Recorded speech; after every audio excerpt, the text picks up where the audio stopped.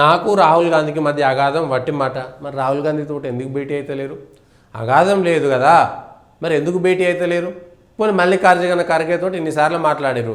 మల్లికార్జున ఖర్గేతో మాట్లాడినా, కేసీ వేణుగోపాల్తో మాట్లాడినా, ఇంకెవరితో మాట్లాడినా రాహుల్ గాంధీ ఓకే చెప్తేనే మీకు మినిస్ట్రీ ఎక్స్పాన్షన్ జరుగుతుంది, మంత్రివర్గ విస్తరణ జరుగుతుంది.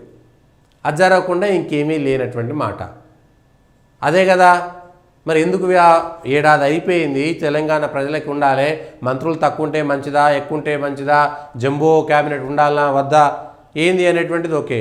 కానీ కీలకమైనటువంటి మున్సిపల్ శాఖ, కీలకమైనటువంటి విద్యాశాఖ, కీలకమైనటువంటి హోంశాఖ ముఖ్యమంత్రి గారి దగ్గర ఉండి, ముఖ్యమంత్రి అంటే ఢిల్లీకి పోయి లేకపోతే ఇతర రాష్ట్రాలకు ప్రచారాన్ని పోయి తిరిగేటువంటి వ్యక్తి ఉంటే ఆయన సమీక్ష చేయగలుగుతాడా? ఎన్ని శాఖలను చూడగలుగుతాడు?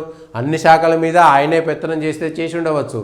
కానీ ప్రత్యక్షంగా చూడాల్సినటువంటి శాఖలు ప్రతిసారి ముఖ్యమంత్రి దగ్గరికి ఒక చీఫ్ సెక్రటరీ, ఒక ప్రిన్సిపల్ సెక్రటరో, సెక్షన్ ఆఫీసరో, లేకపోతే ఒక ఎవరైనా ప్రిన్సిపల్ సెక్రటరో పోగలుగుతారా?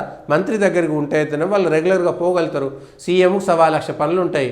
ఆ డిపార్ట్మెంట్లకు సంబంధించి, ఆ శాఖలకు సంబంధించి ముఖ్య అధికారులంతా పోయి ముఖ్యమంత్రి దగ్గర కూర్చొని ప్రతిసారి మాట్లాడగలుగుతారా? ఎంతో బిజీ ఉంటుంది. అర్థం చేసుకోరు కాంగ్రెస్ నాయకులు. అంటే తెలంగాణలో ముఖ్యమంత్రి గారికి రేవంత్ రెడ్డి గారికి రాహుల్ గాంధీ అపాయింట్మెంట్ ఎందుకు ఇస్తలేరని సమాధానం అయితే ప్రజల్లో ఉంది కదా. మీరు ఎన్నిసార్లు ఢిల్లీ వేయరు, రాహుల్ గాంధీని ఎన్నిసార్లు కలిసిరు, ఎందుకు కలుస్తలేరు? అంటేవే ఫోటోలు దిగుతారు. రాహుల్ గాంధీని సీతక్క కలుస్తుంది, రాహుల్ గాంధీని ఉత్తమ్ కుమార్ రెడ్డి కలుస్తుండు, రాహుల్ గాంధీని ఇంతమంది కలుస్తారు, కానీ ముఖ్యమంత్రి ఎందుకు కలుస్తలేడు? ముఖ్యమంత్రి అవాయిడ్ చేస్తున్నాడా రాహుల్ గాంధీని నేనెందుకు కలిసేదని? లేదా రాహుల్ గాంధీ గారు అవాయిడ్ చేస్తున్నారా ముఖ్యమంత్రి నేనెందుకు కలిసేదని? తేడాలు ఎక్కడొచ్చినాయో ఇక మీ మాటనే చెప్తుంది ఆటోమేటిక్గా. మీ బంధం మంచిదే, కానీ ఇంతవరకు మంత్రివర్గ విస్తరణకు రాహుల్ గాంధీ ఆమోద ముద్ర పడలేదు కాబట్టే జరగట్లేదు. ఖర్గే ఏం చేయలేడు, ఖర్గే స్టాంప్ వేయలేడు. మళ్ళీ ఆయన రాహుల్ గాంధీని అడగాల్సిందే, కేసీ వేణుగోపాల్ రాహుల్ గాంధీని అడగాల్సిందే. సొంత నిర్ణయాలు చేయలేరు, అధిష్టానం చెప్పకుండా మీరు మంత్రివర్గం ఇవ్వలేరు. ఇదంతా ప్రజల్లోకి ఎట్లాంటి మెసేజ్ పోతుంది?